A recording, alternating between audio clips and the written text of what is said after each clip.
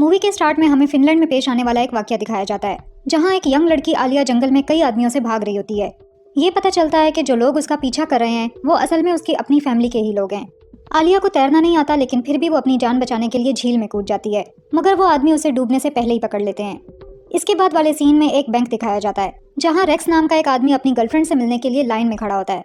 जब रेक्स को आखिर अपनी गर्लफ्रेंड से बात करने का मौका मिलता है तो अचानक कुछ डाकू बैंक पर हमला कर देते हैं और फौरन ही एक सिक्योरिटी गार्ड को कत्ल कर देते हैं, जिसकी वजह से सुकून से भरा माहौल बहुत खतरनाक हो जाता है। फिर रेक्स एक औरत के बैग में गन देखता है, लेकिन वो औरत कुछ नहीं कर सकती, क्योंकि ऐसी सिचुएशन में कुछ करना उसके लिए बहुत खतरनाक होगा। लेकिन फिर कुछ ऐसा होता है कि उस औरत का बैग जिसमें गन थी अचानक चोरों की वजह से रेक्स की गोद में आ गिरता है। इसके बाद एक अदालत का सीन दिखाया जाता है। यहाँ ये वाज़ेह नहीं होता कि क्या हुआ है, लेकिन अचानक रेक्स पर जज की तरफ से इस बात का मुकदमा चलाया जाता है कि उसने बैंक में सारे डाकुओं को कत्ल कर दिया था। इसके बावजूद कि उसने इस वाक़ये के दौरान बहुत सारी जानें बचाईं और उसे हीरो समझा गया, फिर भी उसे 8 साल की कैद की सज़ा दी जाती है। अब 8 साल बाद हम रेक्स को देखते हैं, जो कैद से रिहाई के बाद एक मैगजीन को घूर रहा होता है, जिसमें उसके अपने चेहरे की तस्वीर होती है। इस वक्त मैगजीन में ये जाहिर होता है कि वो अभी भी अपनी उस बहादुरी की वजह से हीरो समझा जाता है जो 8 साल पहले हुआ था।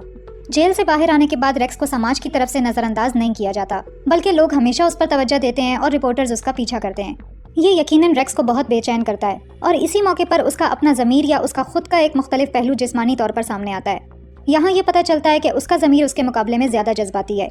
जैसे ही रेक्स ये समझता है कि वो उनकी मौजूदगी को मजीद बर्दाश्त नहीं कर सकता, तो वो अपनी टेबल को उठाकर पूरे ग्रुप पर फेंक देता है। लेकिन हकीकत में ये सब उसकी इमेजिनेशन का हिस्सा होता है, जो उसके मौजूदा दबाव की वजह से अपने जज्बात को काबू करने का एक तरीका है। रेक्स को एक हीरो के तौर पर समझा जाता है, लेकिन अभी भी कुछ लोग हैं जो उसकी हीरोगिरी को पसंद नहीं करते और उसे एक नफ्सियाती मरीज समझते हैं। फिर रेक्स अपने दोस्त से मिलने जाता है और कहता है कि वो अब अपनी जिंदगी से तंग आ चुका है, क्योंकि अब उसकी जिंदगी पहले की तरह नहीं रही, क्योंकि इतने लोग उसकी तरफ मुतवज्जो हैं। इसके नतीजे में अब आखिर वो ये फैसला करता है कि वो अब इस शहर को छोड़कर फिनलैंड चला जाएगा। इसके बाद वाले सीन में एक जंगल दिखाया जाता है, जहाँ एक आदमी कई लोगों से बचते हुए भाग रहा होता है। वो लोग जो उस आदमी का पीछा कर रहे होते हैं बिल्कुल वैसे ही लगते हैं जिन्हें हमने मूवी के स्टार्ट में देखा था। इसका मतलब ये है कि ये सब हादसात फिनलैंड में हो रहे हैं, जो रेक्स की अगली मंजिल है। फिर एक खतरनाक ताकतवर चीज उस आदमी को खींच लेती है, जिसकी आवाज भी खौफनाक होती है। इसके बाद हम दोबारा रेक्स को देखते हैं, जो अब एयरपोर्ट पर है, और जैसा कि हमेशा होता है एक आदमी उसकी वीडियो बना रहा होता है। इसके अलावा रेक्स ये भी महसूस करता है कि वहाँ एक हस्बैंड और वाइफ हैं जो उस पर नजर रखे हुए हैं। जब बहुत ज्यादा शोर होने लगता है और लोग उसकी वीडियोस बनाना शुरू कर देते हैं, तो वो मजीद परेशान हो जाता है और आखिर फैसला करता है कि वो बाथरूम जाएगा। लेकिन ऐसा लगता है कि वो आदमी जो उसे घूर रहा था पहले ही बाथरूम में मौजूद है और दोबारा रेक्स को घूर रहा होता है। जब रेक्स अपनी सीट पर वापस आता है तो उस अजनबी की बीवी उसे एक खौफनाक स्माइल देती है। इसके बाद जब रेक्स फिनलैंड पहुंचता है, वो एक टैक्सी का इंतजार कर रहा होता है और दूर से एक टैक्सी ड्राइवर उसे देख रहा होता है। वो टैक्सी ड्राइवर फौरन दूसरी टैक्सी लाइन को क्रॉस करता है और सीधा रेक्स के सामने रुक जाता है। जब रेक्स अपनी टैक्सी में होता है तो ड्राइवर एक बेहोश करने वाली गैस टैक्सी में भर देता है और खुद मास्क लगा लेता है। जब रेक्स ये देखता है तो वो ड्राइवर से पूछता है कि वो क्या कर रहा है, लेकिन गैस की वजह से वो होश खो बैठता है और आखिर बेहोश हो जाता है। अगले सीन में एक घर दिखाया जाता है, जहाँ एक फैमिली खाना तैयार कर रही होती है और ऐसा लगता है कि सब कुछ नॉर्मल है। लेकिन फिर हम देखते हैं कि रेक्स को किडनैप करके उनके घर की बेसमेंट में बांधा गया है। इस लम्हे रेक्स के हाथ बंधे होते हैं और उसका एक पाँव काट दिया गया है। ये सब देखने के बाद रेक्स चिल्लाने की कोशिश करता है, लेकिन कोई उसे रोक देता है। ये बात सामने आती है कि वो आदमी रेक्स का ज़मीर है, जो उसे खामोश रहने को कहता है। इसके बाद वो रेक्स बनकर अपने जज्बात को बाहर निकालने की कोशिश करता है और जो कुछ उसके साथ हुआ है उस पर जोर से चिल्लाता है। रेक्स का ज़मीर उससे ज्यादा होशियार नजर आता है और ये रेक्स की जिंदगी और मौत दोनों में अहम किरदार अदा करता है। ये किसी भी वाकये की सिचुएशन को समझने की सलाहियत रखता है जो रेक्स के साथ पेश आ रहा होता है, और उस वक्त जो कुछ हो रहा होता है उसे भी समझने में मदद करता है। सारी जांच पड़ताल करने के बाद उसका ज़मीर कहता है कि इस सब के पीछे वही कपल है जो एयरपोर्ट पर उसे घूर रहा था। जब रेक्स अपनी हालत पर रोता है तो उसका ज़मीर ये बर्दाश्त नहीं कर पाता और वहाँ से निकलने के तरीके सोचना शुरू कर देता है, लेकिन उसके हाथों को बांधने वाली रस्सी बहुत मजबूत है। उसके ज़मीर के पास उसके सर्वाइवल के लिए दूसरे तरीके भी हैं। उसके ज़मीर के मुताबिक अगर मुजरिम अचानक आ जाए तो उसे बेहोश होने का ड्रामा करना होगा। इसके अलावा उसके इर्द गिर्द बहुत सारी बाइसिकल्स को देखकर उसका दूसरा पहलू ये मानता है कि वो लोग जो उसे किडनैप करके लाए हैं वो एक फैमिली है। दूसरी तरफ फैमिली के सभी लोग पहले ही ऊपर के कमरे में सो चुके हैं, लेकिन फैमिली का सबसे छोटा बच्चा जिसका नाम ओली है अभी तक सोया नहीं है और इस बार अपने शिकार के बारे में जानना चाहता है। रेक्स, जिसके पास रस्सी खोलने का वक्त नहीं है, उसे अपने दांतों से खोलने की कोशिश करता है, लेकिन उसकी कोशिशें नाकाम हो जाती हैं क्योंकि रस्सी बहुत मोटी है। दूसरी तरफ ओली फैसला करता है कि वो बेसमेंट में जाएगा जहाँ रेक्स को कैद किया गया है। जैसे ही ओली बेसमेंट के कमरे में एंटर होता है, रेक्स फौरन बेहोश होने का ड्रामा करता है। जब रेक्स को पता चलता है कि जो इंसान आया है वो सिर्फ एक बच्चा है, तो वो एक प्लान सोचता है। वो ओली को करीब लाने की कोशिश करता है और फिर अपने कटे हुए पैर से उसके मुंह पर मारकर उसे दोनों टांगों से दबोच लेता है। ज्यादा देर नहीं गुजरती कि ओली की बहन को एहसास होता है कि उसका छोटा भाई बेड पर नहीं है, तो वो बेसमेंट में उसे ढूंढने का फैसला करती है। यहाँ ये पता चलता है कि इस लड़की का नाम आलिया है और ये वही लड़की है जो मूवी के स्टार्ट में कई आदमियों से बचकर भागने की कोशिश कर रही थी। इससे ये वाज़ेह होता है कि वही उसकी फैमिली है जिसने इस वक्त रेक्स को किडनैप किया है। अब रेक्स धमकी देता है कि अगर आलिया ने उसे मारने की कोशिश की तो वो ओली की गर्दन तोड़ देगा। लेकिन रेक्स अपनी हिफाजत के बारे में इतना घबरा चुका होता है कि वो गलती से ओली को छोड़ देता है, जिससे वो अपने भागने का रास्ता खो देता है। जब ओली कमरे में बेहोश मिलता है तो वो साइको फैमिली उसे फौरन हॉस्पिटल ले जाती है। इसके बाद उनकी माँ आलिया को थप्पड़ मारती है क्योंकि उसे लगता है कि आलिया ने अपने छोटे भाई को नुकसान पहुंचाया है। यहाँ हम साफ तौर पर देख सकते हैं कि आलिया की नेचर अपनी फैमिली से बिल्कुल अलग है और वो रेक्स के लिए वहाँ से निकलने का एक बेहतरीन मौका साबित हो सकती है। ये मौका उस वक्त मजीद मजबूत हो जाता है जब आलिया अचानक मुस्कुराती है और खुद को रेक्स की बीवी इमेजिन करती है, जिसका मतलब है कि वो पहली नज़र में ही रेक्स को पसंद करने लग गई है।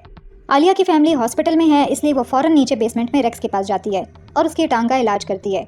वो दवा से उसके जख्म को साफ करती है और फिर पट्टी बांध देती है। फिर आलिया रेक्स से अपने जज्बात का इजहार करती है और कहती है कि वो उसे पसंद है। इस मौके पर वो ये बताना शुरू करती है कि उसकी फैमिली किस तरह लोगों को किडनैप करके उसके बड़े भाई के लिए खाने के तौर पर इस्तेमाल करने लगी थी। जब से उसका बड़ा भाई पैदा हुआ है, उसको एक ऐसी बीमारी थी जो उसे इंसानी गोश्त खाने पर मजबूर करती थी।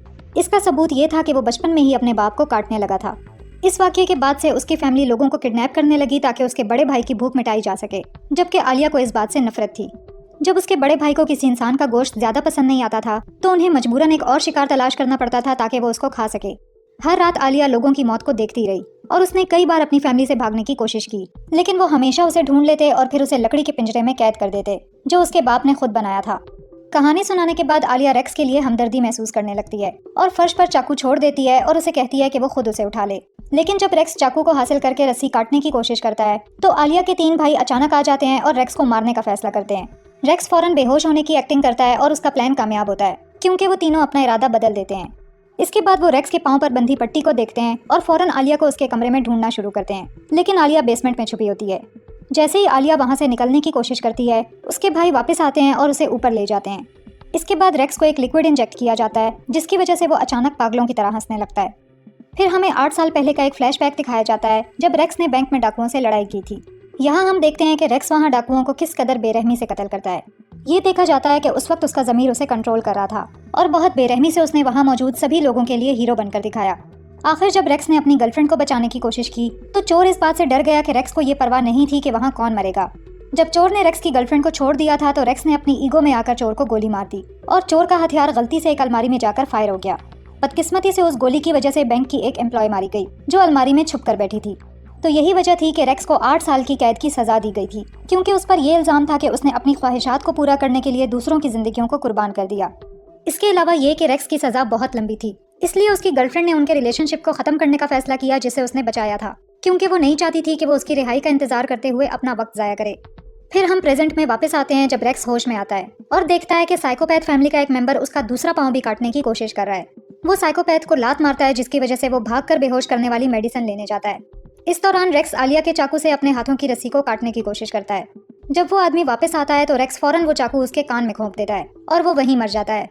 बगैर वक्त ज़ाया किए रेक्स अब वहाँ से फरार होने के लिए ज़रूरी औजार और हथियार तलाश करता है। खुशकिस्मती से वो एक गोल्फ क्लब ढूंढ लेता है जो उसे दोबारा चलने में मदद देती है।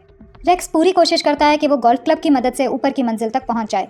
जब वो बेसमेंट से बाहर निकलने में कामयाब हो जाता है तो उसका ज़मीर उसे कहता है कि वो आलिया को भी घर से बाहर निकाले। फिर रेक्स घर से बाहर निकलता है और अपने ज़मीर के अल्फाज के बारे में दोबारा सोचता है। ऐसा लगता है कि उन्होंने फैसला कर लिया है कि इसके बाद अब क्या करना है। जब पेरेंट्स हॉस्पिटल से वापस आते हैं तो वो अपने घर के सामने खून के धब्बों को देखकर हैरान रह जाते हैं। इस लम्हे ये पता चलता है कि उनके बच्चे अभी भी सो रहे हैं। वो दोनों उन्हें बुलाते हैं और उन्हें डांटते हैं कि उन्होंने रेक्स को फरार होने दिया। उन्हें डर होता है कि रेक्स पुलिस के साथ वापस आ सकता है, इसलिए वो घर से बाहर भागने का प्लान बनाते हैं। लेकिन ऐसा लगता है कि उनका प्लान फेल हो गया है क्योंकि ये पता चलता है कि रेक्स उनकी टेबल के नीचे उनका इंतजार कर रहा था और वो एक के बाद एक उन्हें नेल गन से मार डालता है। जब रेक्स उनकी माँ को गोली मारने की कोशिश करता है तो नेल्स खत्म हो जाती हैं और फिर वो अपनी कटी हुई टांग से जुड़े गोल्फ क्लब से उसके सर पर वार करता है। जब उसका बेटा ये देखता है तो वो रेक्स पर हमला करने की कोशिश करता है, मगर रेक्स फौरन एक छुरी उसके जिस्म में मार देता है जिसके नतीजे में वो मर जाता है। इसके बाद आलिया की माँ होश में आती है, लेकिन आलिया खुद अपनी माँ का गला घोंटकर उसे मार देती है। इस खौफनाक वाकये के बाद भी ये हकीकत सामने आती है कि वो अब भी आज़ाद नहीं है क्योंकि उन्हें आलिया के बड़े भाई का सामना करना बाकी है जो इंसानों को खाता है। आखिर उसका भाई सीढ़ियाँ उतरते हुए आता है और अपने बड़े जिस्म के साथ एक जानवर की तरह नजर आता है। अब रेक्स और वो इंसानी जानवर आपस में लड़ते हैं। जब रेक्स फ्रिज के दरवाजे पर लटकने में कामयाब हो जाता है तो वो देखता है कि उसके दाएं पैर का एक टुकड़ा अंदर पड़ा है। वो खुश हो जाता है क्योंकि उसका दायां पैर अभी तक उस इंसानी जानवर ने नहीं खाया है। फिर वो अपना दायां पैर लेता है और फौरन उसे उस जानवर के मुंह में ठूंस देता है। वो इंसानी जानवर मर जाता है और अब रेक्स और आलिया दोनों खतरे से आज़ाद हो चुके हैं। जब सब कुछ खत्म हो जाता है तो रेक्स आलिया को अपने साथ ले जाता है, जहाँ वो दोनों मिलकर नई जिंदगी शुरू करते हैं। इसके बाद एक रात रेक्स और आलिया अपने दोस्तों के साथ कहीं बाहर घूमते दिखाई देते हैं। उनकी एक दोस्त रेक्स में इंटरेस्टेड नजर आती है, जिससे आलिया को जलन होती है और वो उस लड़की को बेरहमी से मारने के बारे में सोचने लगती है। इस बात से ये पता चलता है कि आलिया की ईगो भी रेक्स की तरह है। दूसरी तरफ एक और जगह पर आलिया की फैमिली का सबसे छोटा बच्चा ओली, जो अपनी चोट से ठीक हो चुका है, अपनी फैमिली की मौत का बदला लेने का प्लान बनाता है और यहाँ मूवी खत्म हो जाती है। मूवी पसंद आई हो तो वीडियो पर लाइक और कमेंट जरूर करें और ऐसे ही मूवी रिकैप्स देखने के लिए चैनल को सब्सक्राइब करें। Thanks for watching.